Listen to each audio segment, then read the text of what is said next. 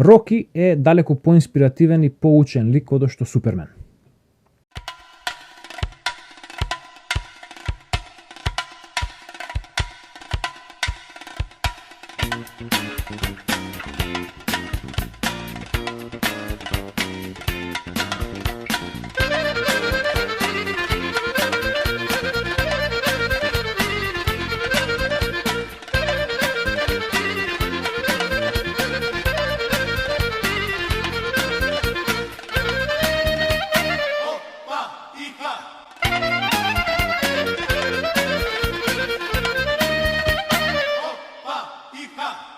Добар ден, почитувана публика, и добре дојдовте во 29-то издание на видео подкастот Гласот на Слободна Македонија.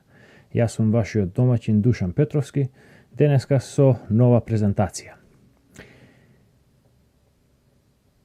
Актуелна тема деновиве е пеглањето на историјата помеѓу македонските и бугарските историчари, па ќе се осврнеме на таа тема денеска. Курир јавува од 12 јуни 2019 година, тоа е значи минатата недела, Македонија прифати дека Самуил е бугарски цар, а Наум и Климент хиротонисани од бугарска црква.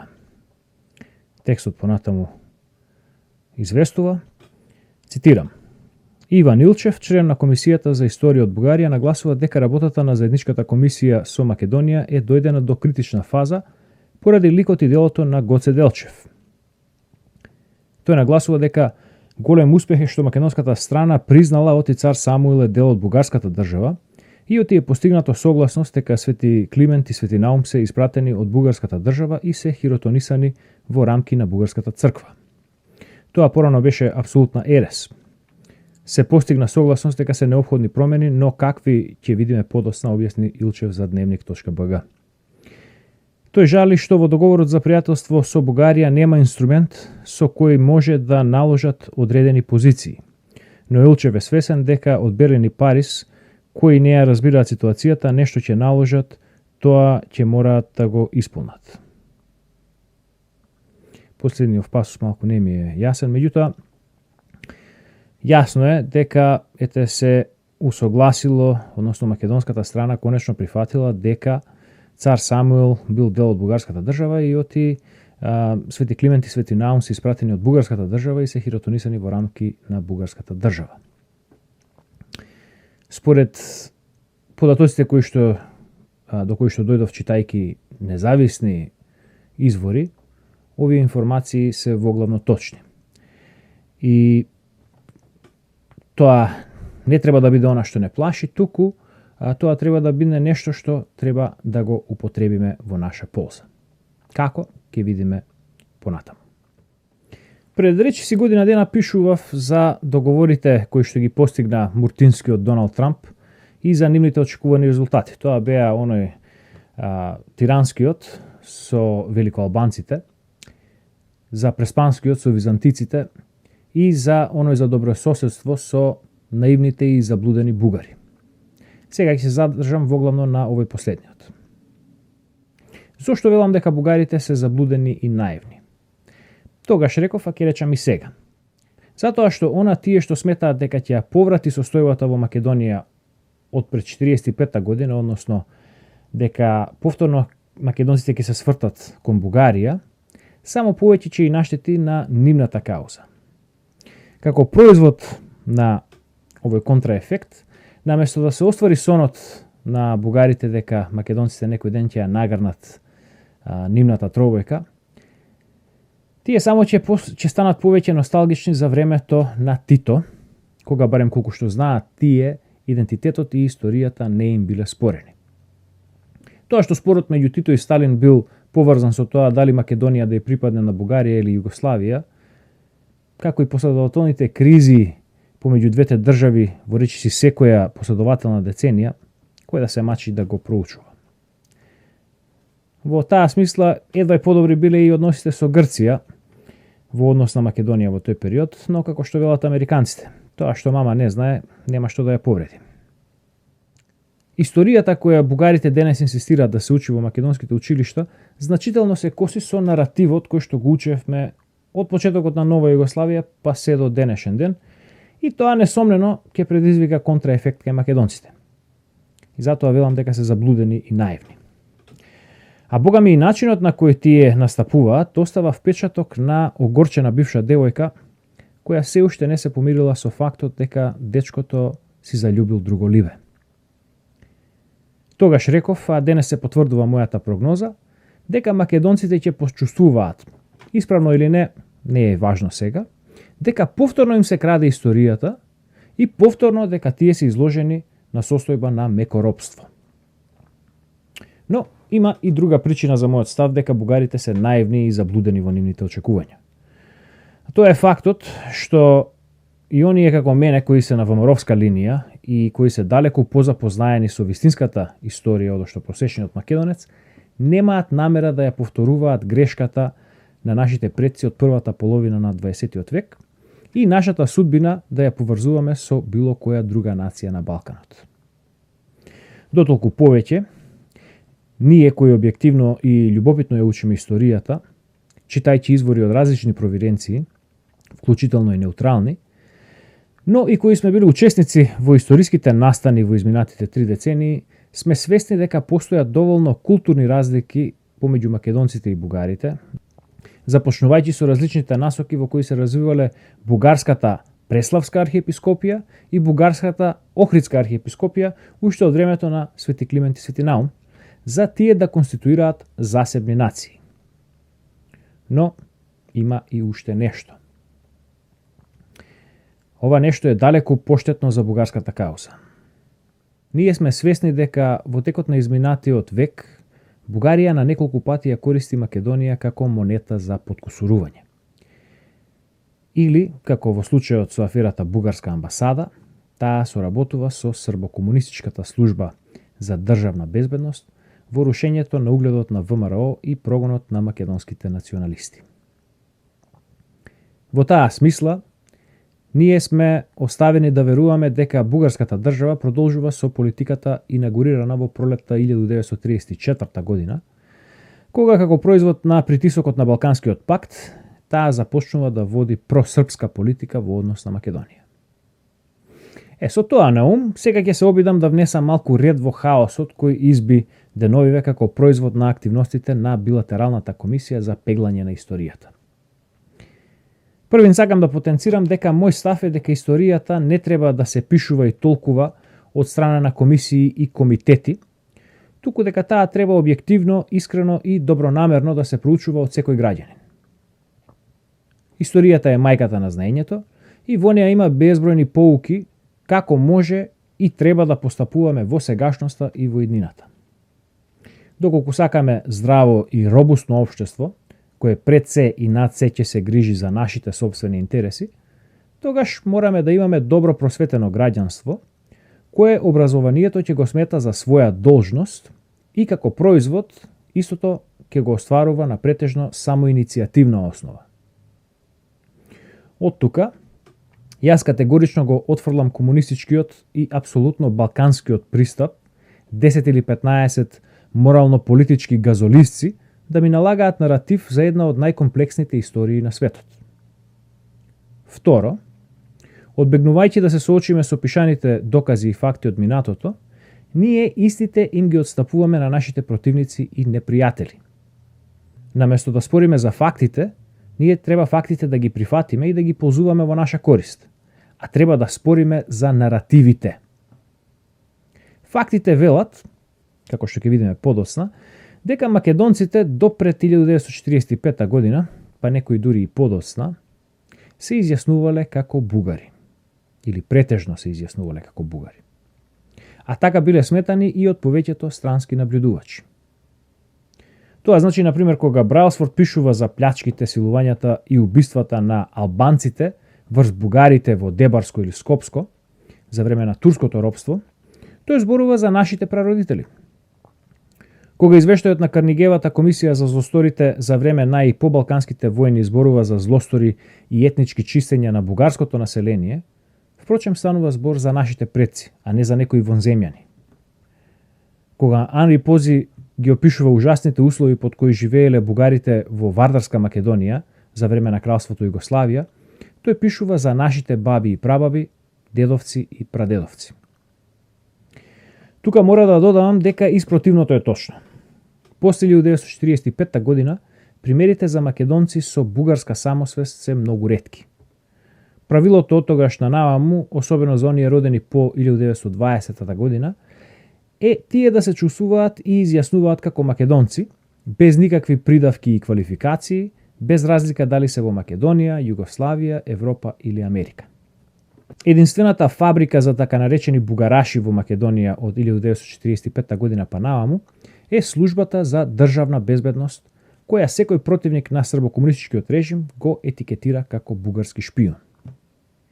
Единствената фабрика за така наречени бугараши во Македонија од 1945 година на наваму е службата за државна безбедност, која секој противник на србокомунистичкиот режим го етикетира како бугарски шпион. Таа е институцијата која 70 години ствара архивска граѓа за она што после неколку децении бугарите ќе тврдат е холокаустот на бугарското население во Македонија.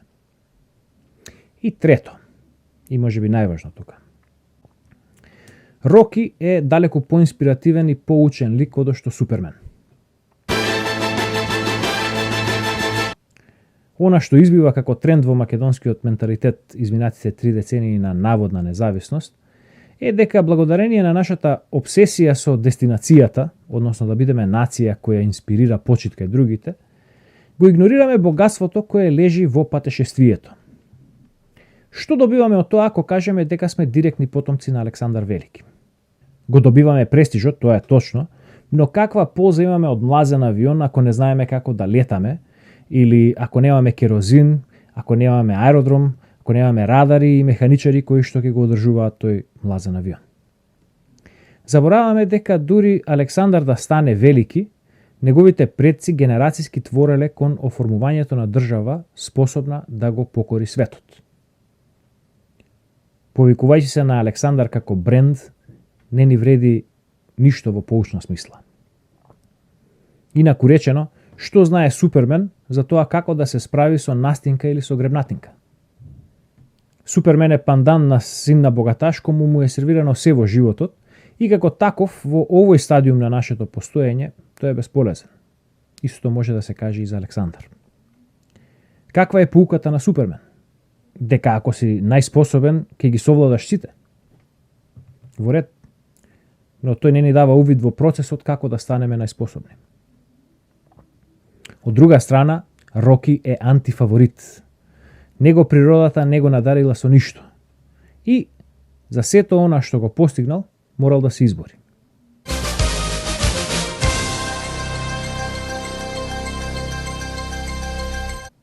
Тој мора критички да гледа на себе си, да си ги изнајде сите слабости и да најде начин како да ги совлада.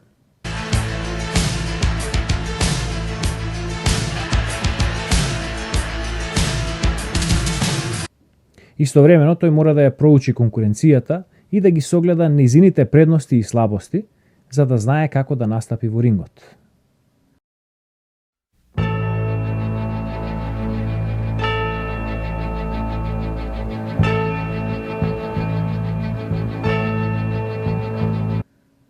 За мене далеку е поинспиративен наративот дека македонската нација настанала како производ на народното движење на претежно бедни и национално несвесни селани, како производ на бугарската пропагандна дејност на крајот на 90-тиот век и нивната борба за слобода, во која учесниците немале амбиции да ја зграпчат власта, наспроти нација како например бугарската, која била оформена од туѓински освојувачи, или српската која била оформена од домашно благородништво со намера тоа да владее со неа.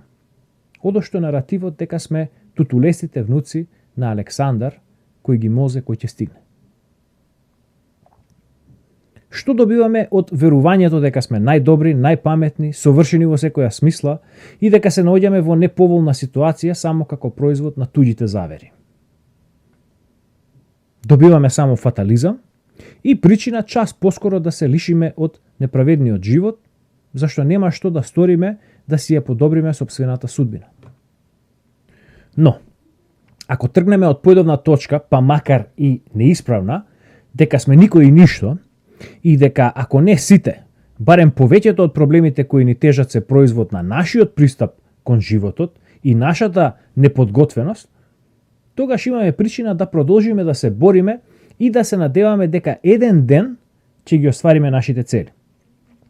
Во оваа пригода и со цел, како што реков, да внесам малку ред во хаосот кој што изби деновиве, ќе извојам неколку примери на македонски академци кои ја потврдуваат тезата дека македонците во периодот пред комунистичката власт се самоидентификувале како бугари и потврдуваат дека македонски идентитет како што ни е познат сега, тогаш не постоел.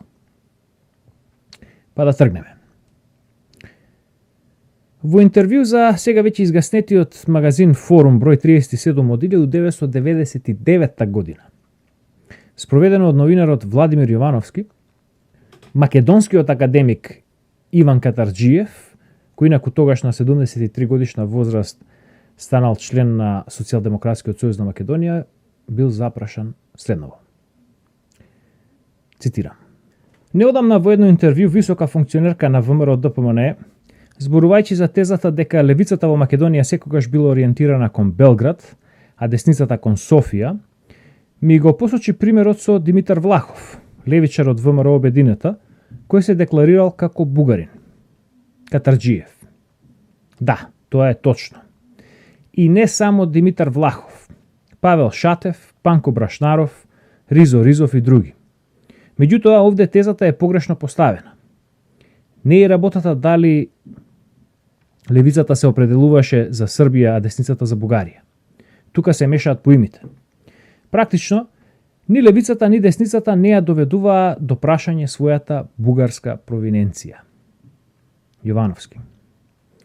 Дали навистина Делчев се изјаснувал како бугарин и зошто? Ваквите прашања стојат. Сите наши луѓе се именувале како бугари. Јас не спорам дека ние имаме многу заедничко во културното наследство, со оглед на тоа дека официјално христијанството е примено во рамките на бугарската држава. Оттаму и бугарското име на македонските Словени, со оглед на тоа што државата е таа што го наметнува името.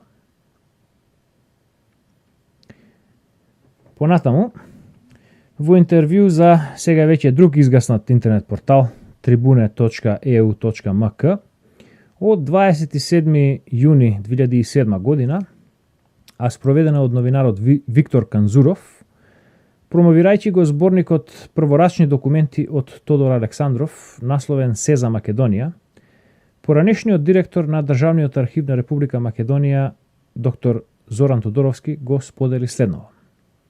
Канзуров. Дел од јавноста и некои ваши колеги историчари ве обвинуваат дека промовирате зборник за човек кој се чувствувал како бугарин. Кој наш револуционерен деец му противречел на Александров по тоа прашање? Тодоровски. Речи си никој. Уште робуваме на поделбата на леви и десни. Во етничка, во национална смисла сите биле со исти сознанија, со иста свест. Во таа смисла не можеме да правиме разлика меѓу левите и десните. Речи сите наши дејци, од левицата и десницата, во етничка смисла биле исти. Сите се декларирале за бугари. Исти биле и за самата идеја, целта на организацијата, самостојна, независна, обединета Македонија. Меѓутоа, во методот и средствата за постигнување на истата цел се разликуваа. Левите се залагаа за ослободување и создавање на автономна, независна и самостојна Македонија по легален пат, а десницата, односно Тодор Александров, сметал ако не може да се дојде до слобода по легален пат, да се применуваат и револуционерни средства, или поточно да се действува преку вооружените четнички акции на организацијата. Канзуров. Според Блаже Ристевски, Ѓорче Петров се борел за македонската национална свест и затоа бил убиен. Тодоровски. Претходно кажав дека тоа воопшто не е точно. Нека каже каде Ѓорче Петров се борел за македонска национална свест и како се декларирал. Можам да посочам стотици документи каде тој се декларира како бугарин. Сите се декларирале како бугари и Мисирков. Погледнете ги текстовите на Ѓорче Петров од 1919 година во билтенот на привременото представништво на бившата обединета ВМРО, а да не говориме за неговите новинарски прилози пред 1919 година. Секаде во етничка смисла се идентификува како бугарин, исто како и сите други дејци на ВМРО. Не само што Ѓорче Петров како 20 годишно момче бил бугарски доброволец во српско-бугарската војна во 1885 година, туку бил и кмет во служба на бугарската власт за време на Првата светска војна.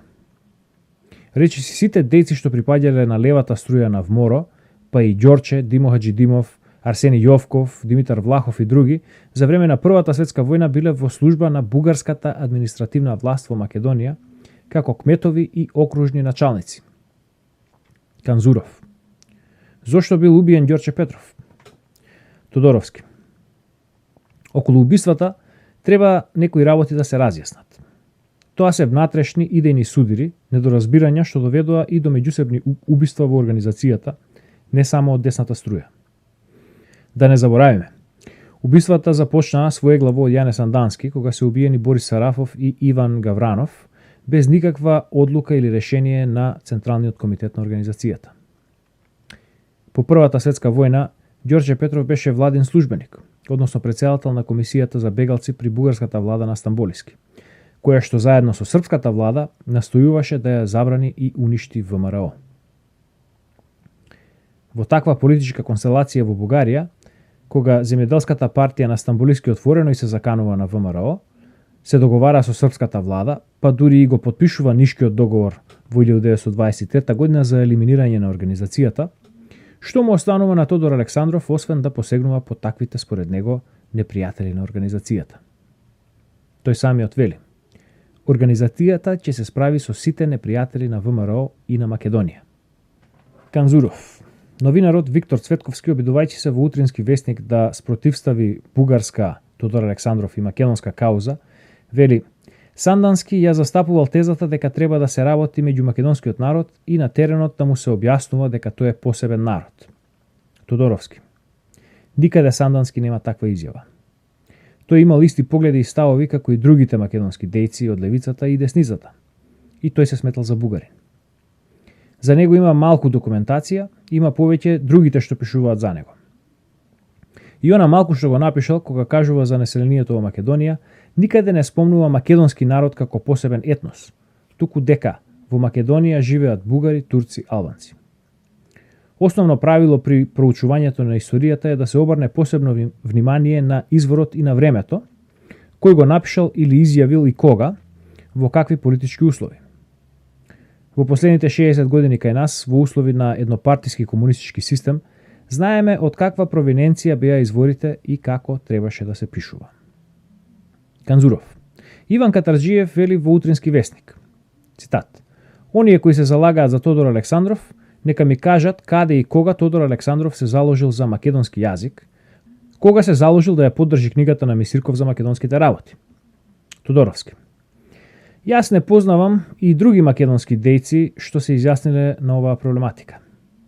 Нека каже истиот, кога Димо Хаджидимов и Димитар Влахов во тие години по Првата светска војна, како најистакнати представници на левицата и на комунистичкото движење се изјасниле за македонското писмо и јазик, а да не говориме за Лазар Колишевски и другите наши комунисти до 1944 година. Дали и тие се залагале за македонски јазик? За време на кралството Југославија во нивните документи се велеше дека се срби. Нивните презимиња беа сменети на ичи. Кога овие наши прогресивни револуционери комунисти се побуниле и реагирале за тоа што им ги сменија презимињата? Тоа беа салонски револуционери. Дали кренале во стание како што кренале комунистите во Бугарија во 1923 година? Значи, самите комунисти не се побуниле за својот национален идентитет. Завршен цитат.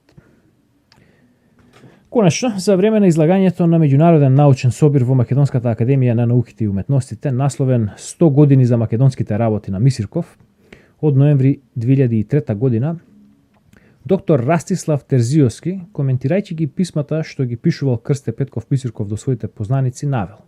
Цитирам. Во овие документи постојат некои содржини кои што не се вклопуваат со неговите пишувања во за македонските работи.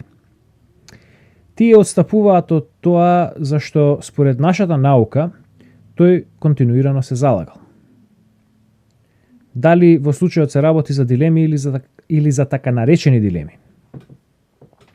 Така, например, во писмо до рускиот министер за надворешни работи, Мисирков се декларира како македонски бугарин. Зборува за беспорното бугарско население во Македонија, за своето бугарско потекло, за бугарскиот народ во Македонија. Мисирков жали за Сан-Стефанска Бугарија. Вели дека Македонија била корена бугарска земја, за потиснатиот од србите бугарски народ во Македонија, за трите бугарски земји, Северна Бугарија, Тракија и Македонија. Мисирков вели 2,5 милиона бугарско население било поробено, дека Русија ја одделила Македонија од Бугарија. Вели дека тезата за бугарски национални права над Македонија била беспорна. Жали дека Македонија е оттргната од Бугарија. Мисирков се залага против српската пропаганда, која што според него работела во Русија. Вели дека по погорешкиот мир 2 милиони бугари во Македонија биле поробени од србите. Мисирков бара обединета етнографска Бугарија со цела Македонија, Добруджа, Источна Тракија. Тврди дека Србија добила чисто бугарски етнографски земји, а грците го грабнале од бугарите Солун. Мисирков има и некои, како да кажам, чисто расистички ставови за србите.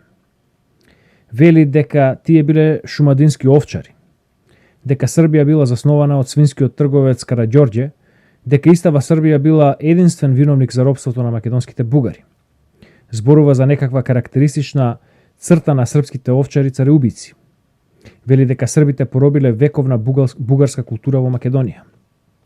Мисирков тврди дека населението во Македонија е бугарско и треба да живее во единствена бугарска земја. Бара да се спречи српската асимилација на бугарското население во Македонија. Значи, тоа го рекол докторот Терзиовски. И што гледаме тука? Гледаме дека македонските историчари ги знаеле сите овие работи сега што се пеглаат со комисијата со Бугарија, меѓутоа тие намерно ги криеле овие работи. Еве да погледнеме од дневникот на Крсте Петков Мисирков, кој што е издаден во здружена продукција од Државната агенција Архиви на Република Бугарија и Државниот архив на Република Македонија. Дневникот е издаден во Скопје и Софија во 2008 година. Еве, само еден пример ќе дадам од записите на Мисирков.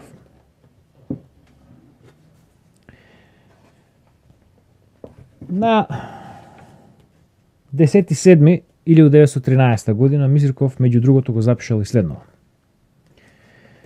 Јас му раскажав за своите впечатоци од Македонија и врз основа на тоа заклучив дека надежите на господин Неклюдов за цврстината на Српско-бугарскиот сојуз нема да се остварат, бидејќи македонските бугари по реализирањето на македонско-бугарскиот сојузнички договор, користејќи ги благодетите на конституцијскиот живот, во парламентот ќе формираат партија непријателски настроена спрема Српско-бугарскиот сојуз.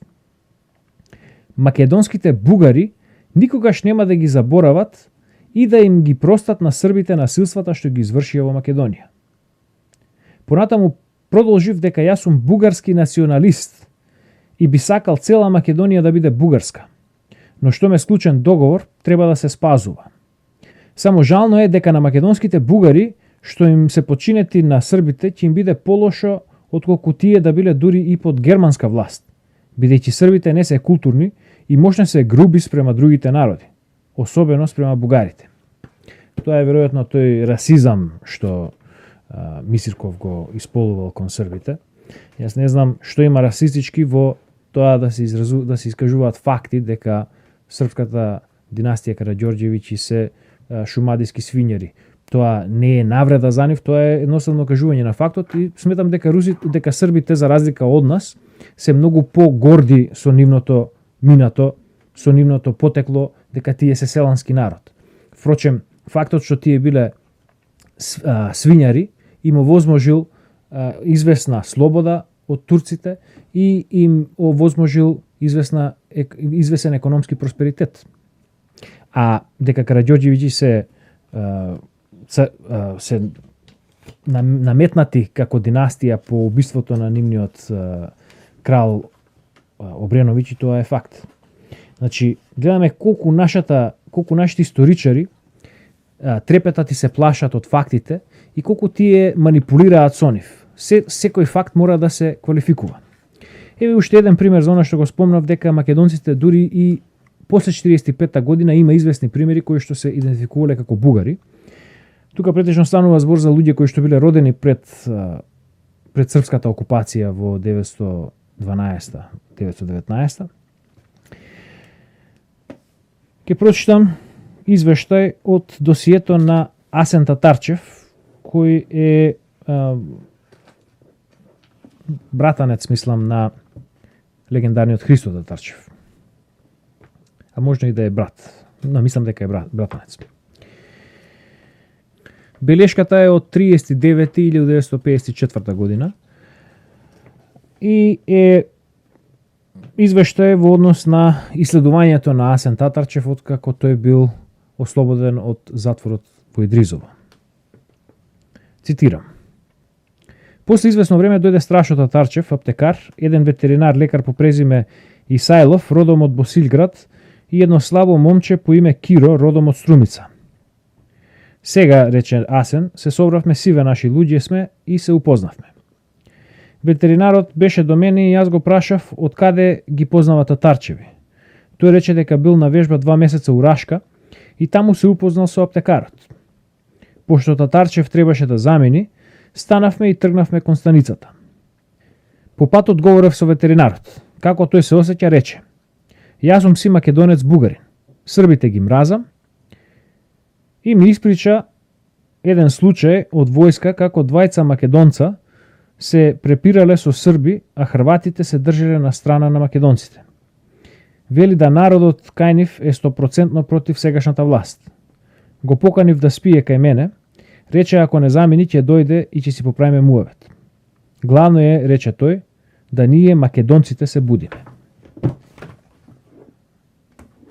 Македонското прашање е како главица кромит и неопходно е тоа да се открива слој по слој. Упорно, внимателно и верно, дури и кога ни ги насолзува очите, кога ни ги пече ноздрите, кога не мириса пријатно и кога не изгледа како профитабилен зафат. Во овој час потребно е првен да се соочиме со вистината дека до раните денови на комунистичкиот режим, македонците сами си се сметале за бугари и светот ги сметал за такви. Дека како такви ги има забележано во безброј патеписи, извештаи, истории и документи, кои во моментов се премногу важни за опстанокот на македонската нација, за толку лесно да се одречеме од нив, поради еден прост страф наметнат од страна на нашите поробители, чие овековечување само оди во нивен прилог. Фактите, олицетворени во записи и документи, укажуваат дека помеѓу 7 и 20 век историјата на македонците и бугарите почесто била поврзана одошто не, а дека народот, кој денес го бележиме како македонски, почесто бил бележан како бугарски. Во таа смисла, историјата на македонскиот народ има уште повеќе допирни точки со грците, кои во обликот на Византија ги христијанизирале, описмениле и цивилизирале новодојдените словени и протобугари. Помал директен удел во сето ова имаат и римјаните, а општо помал удел имаат србите и турците. Но, во овие факти постои и наратив кој сугерира известна засебност на македонските бугари од бугарите од другата страна на линијата Крива Паланка, Рила, Места, кои би биле доволни да конституираат засебни нации. Тука зборувам за мелосот, за културата, за известни обичаи, зборувам и за насоката на Охридската архиепископија, бугарска Охридска архиепископија, уште од самиот нејзин почеток, таа да го развива глаголичното писмо, а Преславската црква да го развива кириличното писмо. А тоа е она кое што ние мора да го проучуваме и експлоатираме, доколку сериозно сакаме да оформиме историска традиција која се заснова на фактите, а која истовремено ќе ги инспирира македонците да продолжуваат да се борат и да творат за доброто на својот народ. Што се однесува до договорот за добрососедство, кој во секој случај е граната која ќе им пукне во рацете на бугарите, тој нам македонците може да ни даде два различни исходи. Првиот е да не вратат во прегратките на Белград, што јас сметам дека е задната намера на истиот договор. Ова би значило пораз на македонската кауза и продолжување на темницата за македонскиот народ. Но вториот исход е да го прифатиме предизвикот и да почнеме да ги проучуваме историските извори. Да не се стеснуваме од фактите, зашто пред нив и боговите молчат. Туку да ги проучиме најдобро што можеме и од нив да извлечеме логичен и фактички издржан наратив за нашата засебност. Но, се додека си ги пикаме главите в земја, стравувајќи од етикетите на неуките и на нашите непријатели, се додека брзаме да стигнеме до славата, без притоа да се посветиме на неопходниот труд кој е единствениот пат до таа слава, се дотогаш ќе бидеме изложени на игрите на оние кои не ни мислат добро. Се надевам дека и овој пат успеавме да го задржиме вашето внимание и да ви ги отвориме малку повеќе очите за она што се случува во Македонија и околу Македонија. Се надеваме дека ќе останете со нас во нашето патешествие да ја разобличиме и расшириме вистината за нас и за нашата земја, затоа што само вистината е она што ќе не ослободи. До следниот пат, до гледање.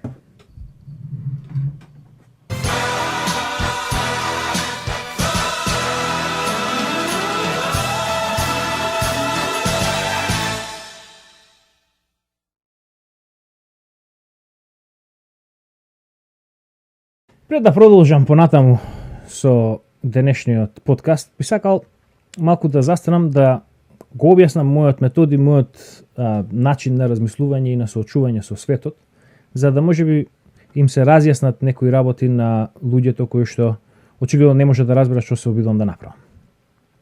Прво да ви биде јасно, јас нити сум бугараш, нити сум србоман, нити сум интернационалист. Јас сум македонец, македонски националист, македонист. Моја цел во сето ова е да изградам вистински македонски наратив кој што е заснован на историски факти, кои што можеме да ги извадиме од постоечката литература. Не да бараме изговор во некакви непостоечки теории на заговор или постоечки, небитно е. Во постоечки или непостоечки теории на заговор дека сите се против нас. Мојот начин на гледање на животот вели дека во таквиот приод, во таквиот пристап кон работите нема фајде. Од тоа нема да извлечеме поука и од тоа нема да можеме да видиме како можеме да тргнеме напред да го решиме проблемот. Значи, еве да дадам еден пример со моја лична анегдота. Уште кога имав 13 години, за прв пат почувствував некои болки во кичмата и од време на време морав да паузирам од спортувањето поради различни повреди кои што беа поврзани со тие болки во кичмата. Како стареев, се почести стануваат тие болки. Првен се појавија еднаш во 2 или 3 години, па потоа почнаа на секоја година, па потоа на секои неколку месеци, па потоа на секои неколку дена. Кога наполнив 27-28 години, тоа веќе беше дел од мојот живот. Живеев постојано со болка и не можев да работам. Не можев да действувам, морав со недели да поминувам недели на кревет затоа што не можев да се движам и не можев болката да ја поднесувам. Болката која што првпат ја почувствував на 13 години, можеби ќе сум можел да ја отстранам веднаш доколку најдов добар доктор или добар терапевт кој што ќе ми го решеше проблемот. Меѓутоа, јас тој проблем го игнорирав, не знаев воопшто ниту немав ни представа да кажам дека имам проблем. Нешто ме заболе, кога ќе помине, ќе помине. Значи, игнорирајќи го проблемот, од 13 до 26 години, стасав до хендикеп. Станав хендикепиран малтене. Докторите кои што ги посетував, овие што се викаат доктори за општа пракса, сите ми велеа дека тоа е процес на старење, дека тоа е неизбежност и да се внимавам да не кревам тешки тегови, да не кревам, едноставно да не работам ништо физичко, затоа што штом од тоа боли, Тоа е проблем, тука е проблемот. Проблемот е во физичката активност. Меѓутоа, не можев да замислам како на 25 или на 30 години веќе треба да ставам клуч на животот и да малтене да почнам да живеам како инвалид, дали во количка, дали на кревет да се дебелеам. Значи треба да на 35-6 години да добијам диабетис, потоа и некоја срцево заболување и дока 40 години да ме турат во ковчег. Не можев тоа да го прифатам и затоа продолжив да го живеам животот како што сметам дека треба да се живее, па сметав дека решението некако ќе се најде самото по себе. Продолжив со моите физички активности и болките почнаа да стануваат се поинтензивни, затоа што се уште проблемот не го решавав. Не го прифаќав решението кое што ми го нудеа докторите, меѓутоа се уште проблемот не можев да го решам. Пред неколку години започнав со кросфит, тоа е еден стил на вежбање кој што е многу интензивен и кој што сите доктори го забрануваат на луѓе со проблем каков што имав јас. Поради интензитетот, поради кревањето на високи тежини, особено поради употребата на движењето мртво подигање, кое што доколку не се работи исправно, може многу лесно да доведе до болови во половината. Дојдов до момент кога ми се воспали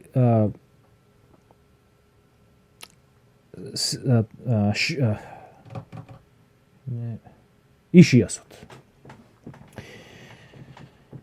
Веќе тоа ме доведе до еден крајно хаотичен момент во животот, кога веќе почнав да барам се и се што и секој решение, можно решение кое што го прочитав на интернет или ќе го слушнав од некој човек, се обидов да го применам. Зборуваме за билки, за опитки, зборуваме за јога, зборуваме за мистицизми, зборуваме за вежби, за терапии, за еден вид на терапии со киропрактичари, за акупунктура, за физиотерапии, за вежби, за едно за друго. Се дури први не стана проблемот полош, поголем и поболен, за конечно да го најдам вистинското решение, да го најдам вистинскиот лекар, кој што ми даде серија на вежби, со серија третмани и конечно го излечив проблемот. Тоа е мојот пристап кон животот и кон решавањето на проблемите. Проблемите кои што остануваат нерешени, тие само раснат и стануваат се поголеми. Проблемите кои што ги решаваме преку игнорирање или преку искажување односно преку барање на некој изговор кој што не е релевантен на решението, исто така не е решавање на проблемот. Значи, например, кога имав проблеми со кичмата, се поведов по различни решенија. Напитките и опитките, иако ги ублажуваа боловите, тие не го решија вистинскиот проблем. Јогата беше едноставно губење на време, кое што во моментот ми дозволуваше да мислам дека го решавам проблемот, без вистински да го решам проблемот. Единственото решение беше правењето на исправните вежби и правењето на терапија која што беше релевантна точно за проблемот кој што го имав.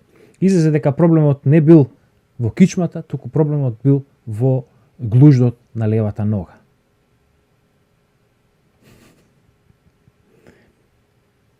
Меѓутоа, до тоа решение и до тие сознанија никогаш немаше да дојдам, доколку не ги испробав сите опции. Сега, значи, во однос на македонското прашање, на многумина македонци им делува дека јас завлекувам на бугарска страна, дека се обидувам да ја негирам добротата на македонскиот народ, или дека се обидувам да ги обвинам жртвите, а да не ги обвинувам виновниците. Се надевам дека ќе останете доволно време со мене, да согледате дека всушност јас само чепкам и барам и се обидувам да дојдам до исправното решение.